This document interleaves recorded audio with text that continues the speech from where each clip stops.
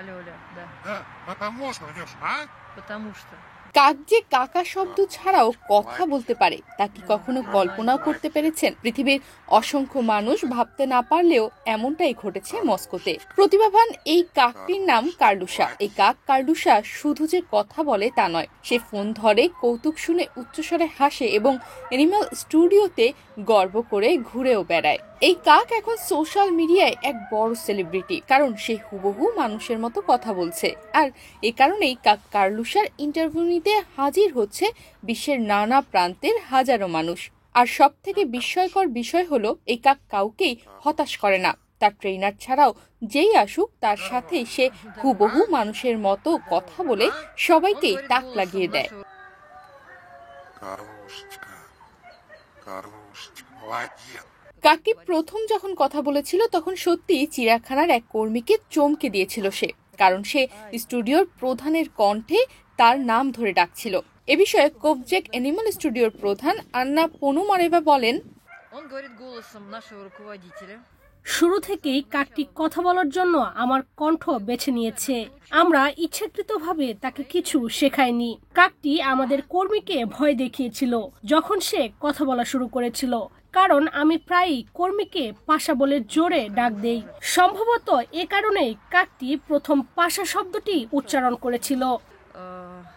Наш руководитель кричит, часто его зовет работника нашего, там, Паш. 14 বছর বয়সী এই কাক কার্লুসা দারুণভাবে কণ্ঠ অনুকরণ করতে পারে এবং ব্যক্তিত্ব ও স্বরের ওঠানামা করে সেটা ফুটিয়েও তুলতে পারে। মাঝে মাঝে কাকটি যখন তার প্রধানের নাম ধরে ডাকে তখন তিনি নিজেও বিভ্রান্ত হয়ে যান। কার্লুসা বর্তমানে বিভিন্ন শুটিংয়েও অংশ নেয়, যেখানে অনেক মজার মজার ঘটনা ঘটে। উদাহরণস্বরূপ দ্য ভ্যাম্পায়ার্স অফ মিডল্যান্ড সিরিজের শুটিং চলাকালীন কাকটি রুশ অভিনেতা ইউরি স্টোয়ানোভের কৌতুক শুনে হাসছিল। তখন সবাই কাকটির হাসি দেখে অবাক হয়ে গিয়েছিল। কার্লুসা খুব জেদি স্বভাবের প্রাণী, তার চরিত্র বেশ ঝগড়ুটে।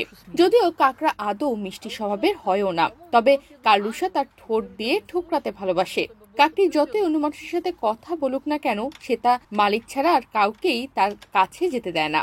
সে একমাত্র তার প্রধানকেই নিঃশর্তভাবে মেনে চলে। শুধু তাই নয়, কাকটিকে তার প্রধান ছাড়া আর কেউ আদরও করতে পারে না।